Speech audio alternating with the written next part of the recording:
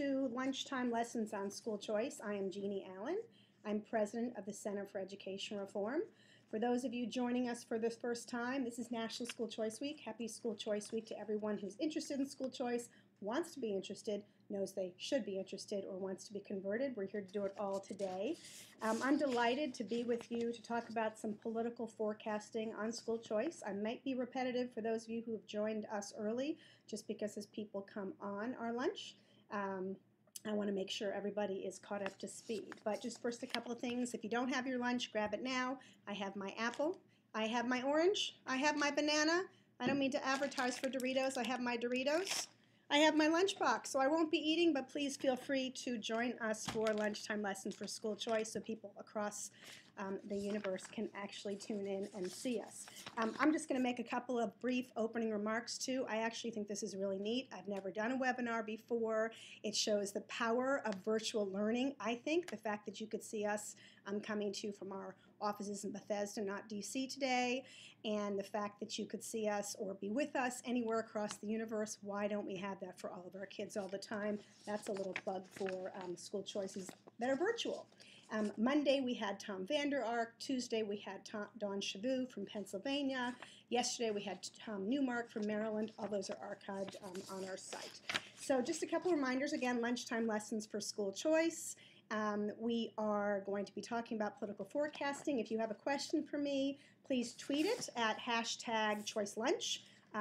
Email us at lunchlessons@edreform.com, or go to the Center's Facebook. Any way you do it, we will get the questions and I will take them as we go. So let me just start out by saying that just like real politics and other issues, I shouldn't say real because school choice is very political, just like any part of school choice and political world, making a forecast is kind of difficult, right? Because there's a lot of factors at play. And when it comes to school choice, all kinds of school choices, there are actually two main factors that are necessary in order for us to understand what the forecast is and should be. The first one is there a strong actor in the state? Is there someone who wakes up every morning with a fire in their belly and challenges not just their opponents or fence sitters, but their friends to stay true to what they're trying to do? I'll give you an example. In Pennsylvania, which I'm going to come back to in a minute, there's a governor and there's a couple of legislative leaders who have not yet been able to get and move the choice bills that are pending over the top. You have to question whether or not in a political forecast they would count as fire in the belly types. Indiana, Governor Mitch Daniels, they passed an amazing new charter bill there this past year, a statewide school choice program that extends to all folks at a certain income level and below. They have thousands of people lined up. That man, Mitch Daniels, woke up every morning with a fire in his belly, bound and determined to get it done. Our own Kevin Chavis, back in the day when he was a DC city councilman, woke up every morning with a fire in his belly, and anyone that crossed his path, family, friends, other legislators, media, he challenged them to support the bill he was wanting them to support. And that's why DC today still has the strongest charter school law in the nation and a school choice program helping about 2,000, not enough, but 2,000 of our poorest kids. So again, political forecasting requires we first know, do we have somebody in the state? Is there an actor who wakes up with a fire in their belly?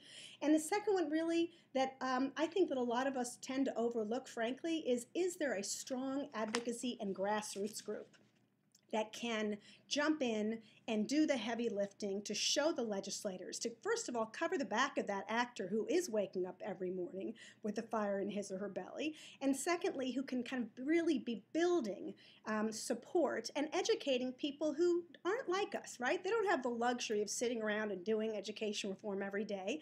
They need to be communicated with, they need to be taught, they need to be educated, they need to, quite frankly, be told that they have a voice. And so making and extending power to people without a voice is part of real grassroots advocacy. So with those two in mind, let's take a look at where we have had some success, and then I'll throw out some predictions of the future. Let me just start high level. We're in election year, right? It's really hard to, avoid it. We've had millions of debates, and every day somebody from some side is throwing out campaign promises. And yet education has been practically absent when it comes to the campaign setting. We've heard a couple of people talk against No Child Left Behind and throw kudos out to school boards and demand a return back to the day of school board control and local control. We'd argue, of course, here, as many reformers do, that local control really amounts to a handful of people sitting in a room and making judgments and decisions on our behalf. Not a good thing, and certainly not good for school choice. We've had people basically say it's all about raising standards, but the reality is we haven't had anyone yet at the national level stand up and say this year is going to be the year that we try to solve our economic problems through our educational recovery. So we're calling for education recovery, and as you do your own political forecasting this year, keep in mind that unless we're demanding the candidates and the president talk about education more and equally, we're not going to solve the problem of our economy without education. So political forecasting right now in terms of the national level, pretty stormy if we don't step it up and demand that our leaders running this campaign and asking for our vote really do a lot. Looking at my notes here, I want to go back to something I said when we opened this up. So Indiana, right? Indiana knocked it out of the park with a great charter school law, voucher program, and really shows the point of a strong governor.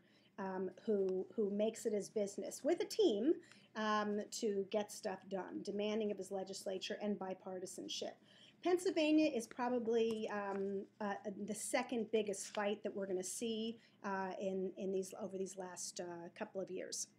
Again, Pennsylvania, you have had a huge number of really strong advocates for a long time on the ground who helped elect a governor who was dedicated to school choice from the beginning, a Senate president, and supposedly a House majority who were all engaged to pass SB 1, the first bill introduced for the session, and yet here we are fully a year later. And there's not a school choice bill, and the discussion about school choice is always about how to curb it back more and more.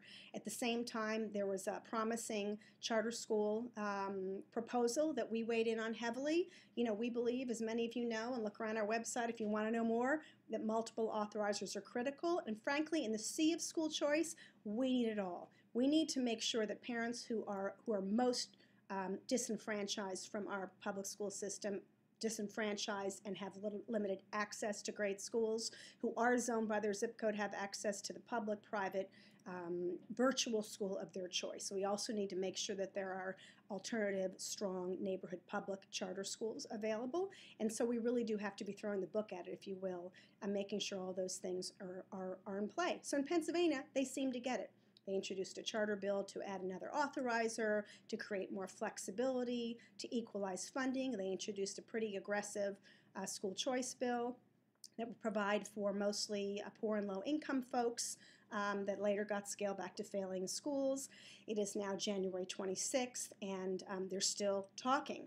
And we think that there's a strong shot that maybe people have learned their lessons, that maybe they recognize that it was a little harder, they had to pay a little bit more attention, that perhaps, you know, talk about shale and privatizing liquor weren't so important, excuse me, Mr. House Majority Leader, in the big scheme of things, and maybe they're going to go back. So what we're hearing now is strong interest from the majority in the House, strong interest in the Senate. The governor is stepping it up. Lots of local groups. Our friends on the ground, Students First Pennsylvania, are really strong.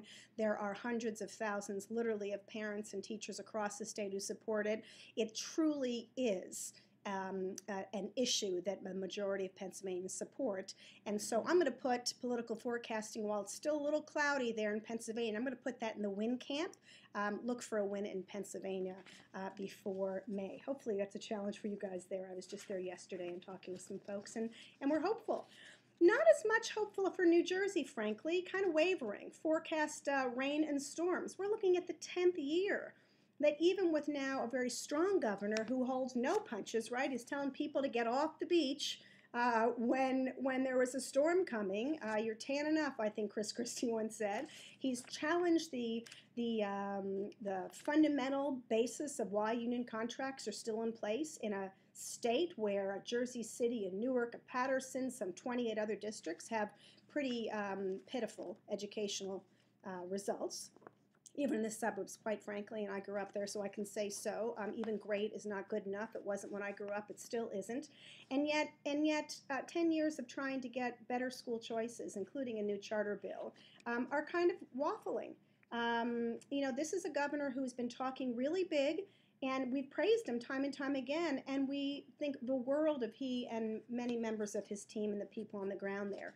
But for some reason, some of that knuckle cracking that maybe needs to go on, with all due respect to my good friends in the Garden State, including my relatives, maybe isn't strong enough. So we're seeing lots of things happen. We know that the vast majority of African American community supports school choice in New Jersey.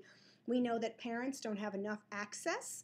There is that strong actor I talked about, what's necessary for politics. There's also, frankly, huge grassroots support on the ground. We have to push it together, pull it together. Don't assume just because you've got great people on the ground, even those of us observing from outside, that things are automatically going to happen.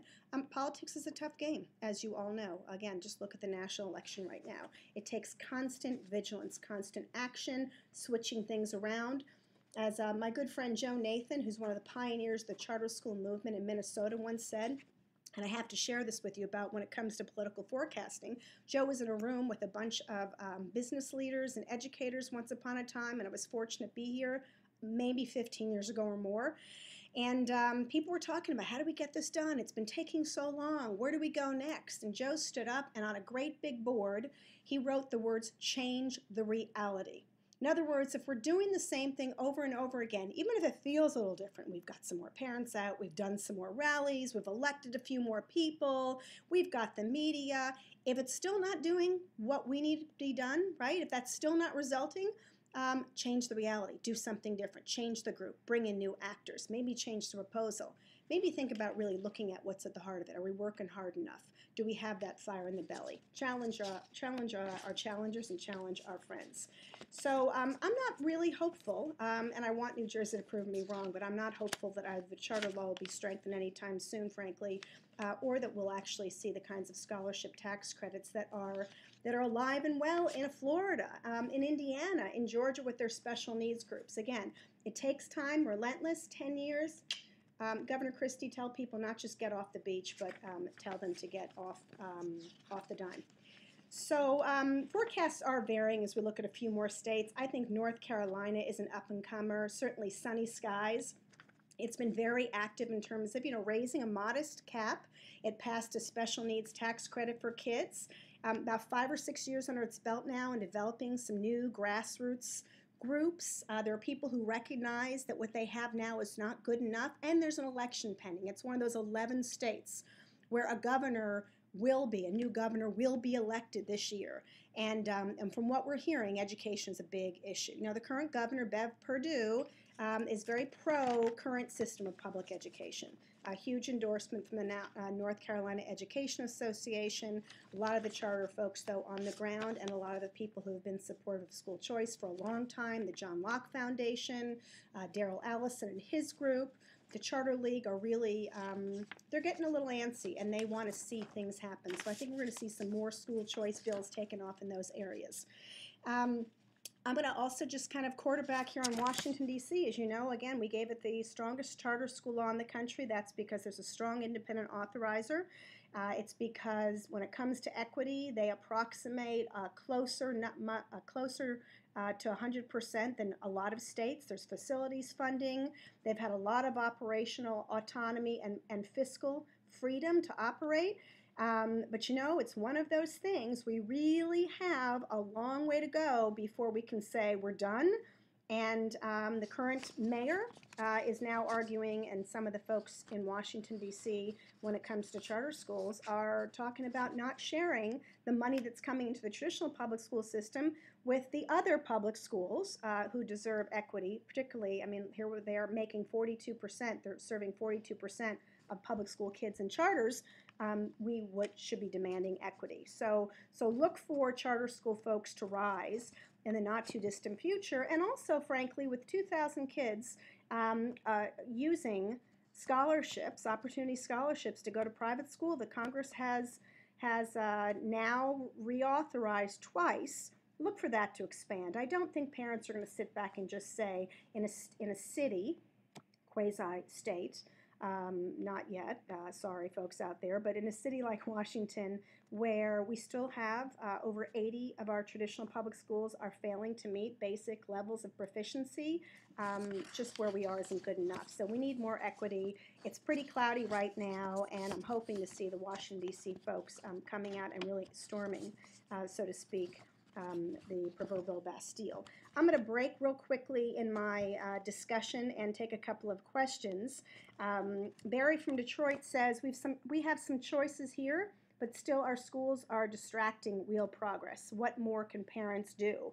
Yeah, you have some good choices. Your charter law was recently improved. Obviously, there's not much beyond the actual charter phenomena, and Detroit, as we all know out there, has gone through a huge number of changes, enrollment declines as people exit the city, as more choices were coming, takeover from the state of the basic makeup.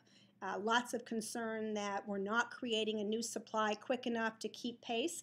To be honest, it's a great question because from what I've seen and from what I've heard from a lot of our friends on the ground, parents aren't being activated. They're not being engaged. Yes, a lot of charter parents are active, but a lot of parents who don't have any choice are actually really feeling powerless, frankly. They're feeling powerless, and so when they show up at forums and they're told that someone's going to close their school, we're not giving them another option.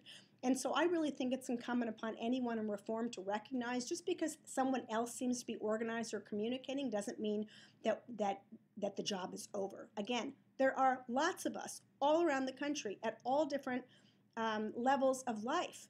We're busy, right? We've got concerns, we've got cares. It's our job as advocates to reach out to the parents and make it comfortable and easy for them to come to learn and to come to get interested. And all of you listening out there that have anything to do with parents, whether you're a school leader, whether you're an activist yourself, know that once you engage a parent, Katie barred the door. She or he will be there all the time. And so we just have to engage them meaningfully, not top down, not with a lot of go to a website, write a letter. My kids commute 2 hours a day for the right school and it's worth it, somebody tweets. God bless you, that's awesome. I absolutely think that we don't recognize how much across the country parents are willing to do once they recognize that a choice is available and possible, what they're willing to do to get them into that great school. And I'll tell you kind of on that note, and there's a couple other questions, so bear with me coming in, and I will get to you all. What's really kind of a little alarming, frankly, and we've been writing about this a little bit, and we're going to be writing about it a lot more. We've been around 18 years, as we said at our big gala in the fall. We're now adults, right? We're young adults. We should know better. We should have learned a lot of lessons, and we're getting really impatient, right? We just don't really want to take excuses for why we don't have more opportunities for kids. We are huge accountability fans. We've been talking about standards and quality since before it was cool. But I have to tell you, when you have a majority of your kids in urban areas are being failed in meeting even basic proficiency, it is not good enough to open up a couple of schools here and there. It is not good enough to say, oh, let's negotiate this bill for the next 2 years. It simply doesn't work. And it's not, frankly, fair to say, ooh, let's not do that union bashing anymore. I'm sorry. If I'm doing a bad job, call me out. If one of you are doing a bad job, I'm sure you want to be called out. It is time we actually say and be truthful and not try to compromise for the sake of compromise. The president, whatever you think of the tax issues and and tax cuts, when the president did the showdown with Congress over the 2-month extension of the Bush tax credits, he won. Okay, he wanted he wanted just a 2-month extension. The Congress wanted to extend it 6 months or much longer. What did the president do? No, no, no. I am not taking it, and he fought and he won, and we could learn something for that. We just don't necessarily do that. And so right now, I'm a little concerned we have to brace ourselves for some severe storms ahead. The unions are not changing their tune. They might look like it, they might sound like it, and we keep inviting them into our room and our living room to talk because we think we can get to them.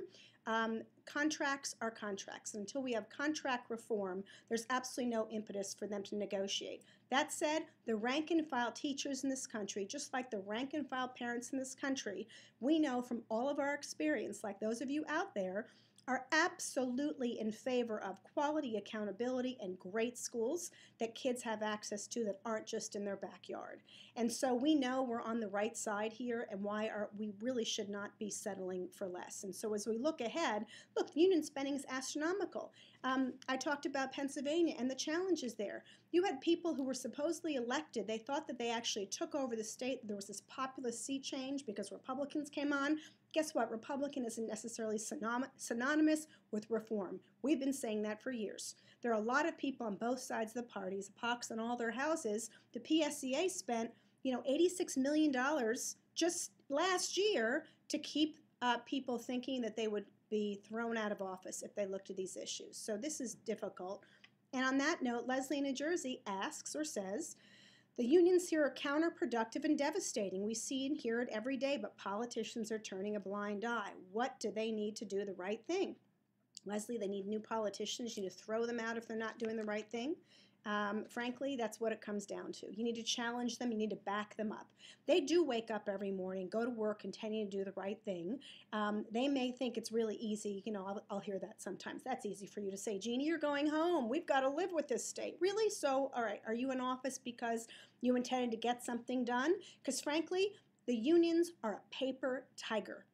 And when we allow people to think that they're not a paper tiger, and by paper tiger, in fact, we've talked about this before. By paper tiger, we mean that all you have to do is blow and they will go away. If we keep blowing, they might keep popping up. They might have that money. But the more we say, and legislators in particular, the more you say, I am holding fast, okay, whether it was Representative once upon a time Tim Barth, who got an unheard of charter bill through the state of Connecticut, or frankly George Pataki in New York years ago staring down the unions to get it done, or Michigan, or California, or Florida, everybody seems to forget that the progress we have today, that the nation's charter school laws, the 10 school choice programs didn't happen like, wow, we're all sitting in a room, isn't this great? Kumbaya, we got DFER, we got Students for Education Forum, we got CER, we're good, we've got STAND. Sorry, didn't happen that way. It happened because people like Representative Mike Fox were on the phone to people all night long every time the unions threw a new thing in his way when he was trying to enact school choice in Ohio, and he rebutted it time and time again. It's getting our legislators to be smart. It's giving them the backup, Leslie. It is making sure that they understand that if they put themselves on the limb, we will back them. But frankly, I've been doing a lot of criticizing and sort of political forecasting on legislators. I think we need to look internally. We always say here, it all starts at home. And unless we're willing to really stare them down, unless we're really willing to help, hey, we're here to support you. We want to keep making sure that you have our support. We'll have a coffee in our house for you if you do something that the unions are challenging. You can come to my community and I'll make sure the Boy Scouts see you, right? Come to my school. Let me get a letter writing campaign for you. We should be willing to do the right thing for the person, not the party. And we should be willing to make sure that whatever they do, wherever they are, we are backing and applauding legislators regardless of where they stand. So back to kind of the future. Again, we're hearing a lot of lip service from politicians. I mean, we were so bowled over last year when some 37 governors, mostly new, took the helm of their state capital, and a majority of those we were tracking on our Education 50, which is still on our website. We were tracking them. We found out they like performance pay. We evaluated them on whether they really did support a strong charter school law, whether they'd be willing to enact school choice. And they jumped in, and I can't imagine what a difficult job that is to be in any of those positions. We know it's tough. But a lot of them have been paying lip service, and a lot of them have not been putting a firm deadline or frankly demanding that their own people stick to an important principle that maybe they were elected for and were expecting to get done before the end of the year. Excuse me. So, so looking ahead to the 2012 gubernatorial elections, we find ourselves in another election year with 11 states pending. And again, actions speak louder than words. So while we'll be watching the races, we need you to be watching those. And we need you to be asking the questions. We are reforming our Education 50 site. It's going to be part of our existing new edreform.com hub. And we're starting already to look at who's in the primaries, who's saying what, whether or not when they say I'm for school choice, they really are for school choice. Down in Tennessee, there's a lot of talk about school choice. There's a lot of talk about changing the charter bill and creating a tax credit program, just like North Carolina, for those of you who've come in late, that want to expand their scholarship program. There's a lot of activity, a lot of interest, a lot of talk. What's underneath it? These things are easy to say on the surface, so you really have to really dig down. Peter in Phoenix says, or asks, can there be too much choice formats, or too many choice formats maybe, Peter? So many programs to wade through. Are charters enough? Do we need tax credits, vouchers, open enrollment too? I don't know that there can be too many variations. I mean, really, every state is very different. Every kind of program that maybe the locals would benefit from in a rural area might be very different than an urban area. But the one thing I know more than anything else that should guide us, that guides us really in every other facet of our life, is Americans have a really high, decidedly high, and it should be, appreciation of freedom. And a public school might be great for many of us who were raised that way. For others, it might have to be a more smaller, personalized public school that's not going to happen in a district that wants everything consolidated and services large and is used to operating big and across a county, like we have a lot in Maryland. And a lot of parents want their child to go to a private school. That's not our business, whether that's a good or a bad idea. In fact, for a lot of people, that's the best idea. And so if we recognize that there's no one-size-fits-all system that can work for every one of our kids, if we recognize that they all have their wonderful skills and excellent attributes, and they're also sometimes really difficult, I don't know about you, but I've got those too, then we need to recognize that we should be in a position of authority to make choices regarding our kids. And again, maybe that's down the street, maybe that's partially through technology, maybe it's a blended learning environment, maybe it's virtual. These things aren't controversial, folks. We get really on the defensive when people talk about, well, should we have choices? Is it enough? Well, maybe we'll have a choice bill. One of the discussions in all of these states over the last few years, well, let's try it with 50 kids. Let's try it with one district. Let's try a pilot. Really? Are we going to pilot our Are we piloting our marriages? Are we piloting our families? I'll have the child. If I don't like him, I'll bring him back. I know it sounds facetious, but come on. We still have a country where fewer than 40% of our kids are proficient in math and reading. Time is running out. So, to your question, Peter, open enrollment, great. Open enrollment allows a district to be in charge of choices. Not a bad thing. It's not a lot. If that works for people, great. Charters, absolutely. We know they work. We know the majority are successful. Despite what you might read and hear, the vast majority of charter schools are succeeding at the job of educating kids better than the comparable public school, and parents are attending them in droves, two incredibly important factors of accountability. We overlook, for those of you on who've asked about parents, we overlook the importance of a parent showing up and making a choice. Do we make great choices every single day? No. But somehow opening up my door and sending my daughter out to the school behind me isn't necessarily a better choice than one that I might be able to look into. So when you've got 1.5 million parents who've sent their kids to charter schools, and another few 100,000 who are sending kids to publicly funded scholarship programs. And then of those, there's even more on top of that are paying to send their kids to private schools, and even more people who are moving to districts because they can afford to, where they think that public schools are better. Not always the case, but at least the realtors tell us that these days. We can't be questioning so much whether or not parents know what they're doing. We should be questioning whether the people in charge of our school know what they're doing, and are they actually reaching out and making sure that they're meeting our needs. Yeah, do we have high standards on the outset? Yes. Should we have high standards, I should say? Should we be holding schools accountable? Should we be holding ourselves accountable? Absolutely. There's no one easy answer. What about homeschooling? I fear some parents are pulling kids out of schools to protect an ideology. I don't know. Are they pulling them out to fit an ideology? I think a lot of parents are incredibly frustrated that what they grew up with and that what they thought they could give to their child may not be met in a school. I'm reading one of John Meacham's book, American Gospel, where he talks about how the founding of this country. John Meacham is the publisher or president or executive of, I'm sorry, John, if you're listening out there, of Time Magazine, or was. He's a frequent commentator on MSNBC. This is no like crazy person. He's pretty mainstream. American Gospel is about the role that religion has played in the formation of our country and to this day. And he traces back, I'm only about halfway through it, but he traces back all the discussions that came to build a country that was rich in religious freedom and where we could make fundamental choices regarding our own lives that wasn't prescribed from the top down. Those choices should include making choices whether or not we want to educate our kids in our home, in a private parochial school, in a non-sectarian school, in a school that more emulates our values. We're still a huge melting pot. We come together over excellence. We've seen that time and time again. So I think we have to recognize that homeschooling has continued to be on the rise.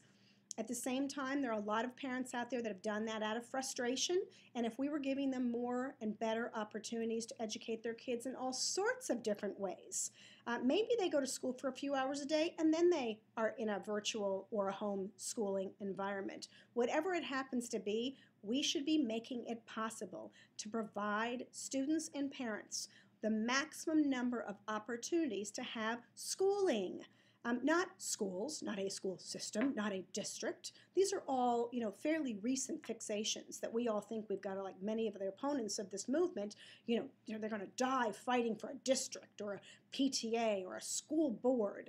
Please, these are things that were created supposedly to equalize opportunities in this country, and they have failed to demonstrate true equalization of opportunity, which is why school choice exists. So back to, for the last few minutes, and please, again, if you want to tweet us a question, if you want to email it to us, the tweeting is #ChoiceLunch, lunchlessons@edreform.com is your email, or on our Facebook page. And if you don't like us yet on the Facebook page, please like us. But again, looking ahead 2012 gubernatorial elections and a presidential year, ask the questions, send out, your own candidate meters. We have models if you want them. If you're involved in schooling, get the schooling, the parents, the students, the teachers engaged. Students have a huge voice, by the way. They tell us what we need to know a lot. And, we'll keep you abreast of what's happening in terms of the candidates. But I'd say overall, and you need to be informed about that. But I'd say overall, again, look for some positives coming out of North Carolina. I would look for some potential changes and improvements in Tennessee's law. I just got an email this morning, which was kind of funny, a release about Steve Bowen, who's the Commissioner of Education, an old friend in Maine. We've been sparring pretty much with some friends at the national level about what makes a great charter law. National Alliance of Public Charter Schools, sorry Ursula, calls Maine the best charter school in the country. With all due respect, Commissioner Bowen, it's not. It's fair to middling, frankly. It puts one very focused state agency in charge. It's 10 in 10 years. These are not choices. And yes, even if Maine is very homogeneous and not huge, and it's not Newark, and it's not Detroit, and it's not Washington, D.C., parents still need options in places like that, and that's fair to middling. So we'll be challenging that as well, and I think you'll see a lot of states challenging it, but only if we tell them to. If we're sitting resting on our laurels saying, we have a law, we're done. Virginia's okay, it's not. Maryland's okay, it's not. Oh, we've got 50 can in town, we don't have to worry about it. We cannot let down our guard. Legislators, policymakers, parents need advocates to help educate them, talk to them, make sure that they know we're willing to help them with all sorts of information. And by the way, the proof is in the pudding. School choice programs don't work when you don't have school choices. So if you create bills that are supposedly intended to create options and you tell parents to wait 10 years and their child's 18 by the time they get to have a choice, sorry, it's not real choice. Let's be clear about that. We grade the states. Check out our own forecast across the states on our In the States map at edreform.com. Those will be changing as we go. Won't more and smaller schools add to the issue of school board control? I'm not quite sure what that means, but let me take a shot. You mean not consolidating? You know, I'll give you a great example. I was in the state of Montana a few years ago, and much to my family's chagrin, because we were on vacation, I'm overhearing in a store two gentlemen talking about the upcoming, in Montana, big battle over consolidating a few school districts.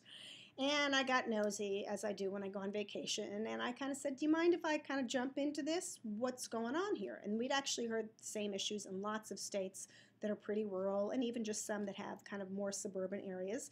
And I said, you know, there's an answer actually to consolidation. It's not necessarily putting people on buses for longer amounts of time, you know, reducing the number that you think of superintendents and school boards, et cetera, and putting them into one. Consolidating and centralizing isn't always necessarily the answer for better management. Ask any company. What about charters? What about having new public schools that you set up or let people set up in the old school building? What about smaller ones? Larger ones farther away so people don't have to go so far. Why would you be, for example, in Cody, Wyoming, and have to go 60 miles down a winding road to go to a public school because they got rid of the smaller school down the road? Making schools smaller isn't necessarily more costly. It's only more costly if we persist in doing it the same way. If we persist in saying the transportation plan has to be like a rocket scientist schematic, if we persist in saying that you need a superintendent, assistant superintendent, if you persist in saying that the school board is critical, frankly, governing boards of independent charter schools have to be more accountable, or they'll go out of business, and many are operationally and fiscally responsible because someone's looking over their shoulder. In the best states, it's an independent authorizer, not a school board. So I don't think it matters if you have I don't think smaller schools necessarily grow more local board control. I think we're looking at, as Rick Hess from AEI likes to talk about, we're looking at trying to change the way districts are currently comprised and bringing districts closer to this notion of local control. Local control means we have a stake. Not 10% people showed up and marched to vote at a school board election, which tended to be all the folks organized that have money, and they tend to be in the unions, you know, and somehow those folks are more qualified than us to dictate what the special ed program is, what the curriculum is. School boards associations don't make it their business to teach good education to school board members. They make it their business to teach good management. We don't necessarily need new good managers of schools. We need great curriculum, great accountability. We need to be willing to reward, retain, or fire people who don't work for our kids. We need to hold our kids to much higher standards. Why do teachers work to block choice? Doesn't it open up more possibilities for them too? Yeah, teachers actually don't necessarily work to block choice. Their unions work to block choice. It's contradiction in terms. If I am your union leader, and I speak from experience because I come from a long lines of Italian Democrats who all belong to unions once upon a time, and my experience through education reform, if I'm your union leader and I'm in charge of making sure you're all treated equally, and they're same money for same time, and that you're protected, and you make sure you bring your apple and your orange, and you get to sit at the same bench, and the bench has to be this big, and the bathrooms have to be 10 feet away from the teacher, or in this case, whatever the worker. If I'm there and I have a contract that's 600 or 1,000 pages long, my job, I'm doing my job if I'm defending my contract. The teacher, however, is simply showing up, was trained, think they are supposed to be there to work, want to be doing what they can for the child, and within about a few short months, sometimes weeks, they're immediately told, you can't do this, you can't do that, you don't want to go there, you don't want to be in this position, and you're not going to get rewarded anyway, and it's all about whether or not everything's an equal playing field, supposedly. Well, I don't think it's about an equal playing field when our kids can't learn, and I don't think it's about an equal playing field when we take a great teacher and we pay them the same as a teacher who hasn't had the same success just because they've been in the classroom longer. So teachers are actually out there really, really, really actively engaged in these issues, but they're scared because they're told constantly that choice means they'll lose their job. They're told that choice is going to be created by people who want to get away from people of color. They're told that people want to create choices because they just want to stay home and and teach their kids crazy things. All of those myths, by the way, all the things you hear about creaming and why choice doesn't work, I heard them when I was 22 and I first entered the education reform movement. They're the exact same arguments. None of these things have changed. People will keep demanding evidence. School choice is succeeding. You can look at the data, but no one is ever going to be convinced on that when they have a 1,000-page union contract they're being paid to defend. So on that note, let me just make a couple of little closing remarks. This has been the Political Forecasting. Again, I'm Jeanne Allen, for those of you just joining us. I'm the president of the Center for Education Reform. I'm incredibly proud of the work that all of you are doing out there, and very honored that those of you who have joined us today have. We've got a great team here who's working round the clock on state and local efforts to try to help parents and advocacy groups learn how to do it differently and better. And we're learning in the process. What we learned from our friends, Students First in Pennsylvania, we go and we bring it over to another state. What we learned from Best for Kids in New Jersey, we go and we share that with folks. What we learned in Indiana from Tony Bennett, superintendent, not the singer, and Governor Mitch Daniels, we tell other folks about. When we see a great example of bipartisanship, we celebrate that. At the same time that we're trying to offer lessons and bring them, we're asking you to. We can't do this without you and without your constant attention. This forecast is stormy for this year. It can be sunny. We have to make it that way. School choice is essential for our kids. And it's time to demand it more and more and not wait another day. So again, thanks for joining us. And this has been School Choice Lunchtime Lessons. Happy School Choice Week. Bye.